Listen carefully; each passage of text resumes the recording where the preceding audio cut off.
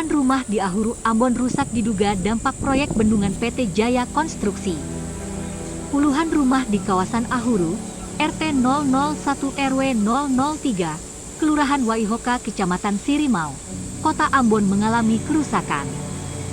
Kerusakan puluhan rumah tersebut diduga dampak pekerjaan proyek bendungan oleh PT Jaya Konstruksi. Dijelaskan salah seorang warga, Choni Maipu, kerusakan rumah terjadi sejak pertengahan Maret 2022. Dirinya bersama warga lain yang rumahnya mengalami kerusakan sudah bersepakat dengan pihak PT Jaya Konstruksi agar mendapat perbaikan. Namun hingga kini pihak perusahaan belum juga melakukan perbaikan.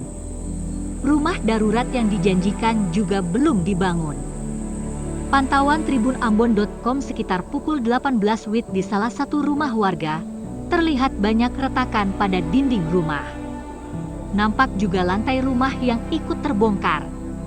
Hal itu disebabkan bagian fondasi rumah yang amblas akibat getaran dari proyek pembangunan bendungan. Hingga berita ini diterbitkan, Kepala Operasional PT Jaya Konstruksi, Rustam Ramli Arif belum menjawab panggilan WhatsApp tribunambon.com.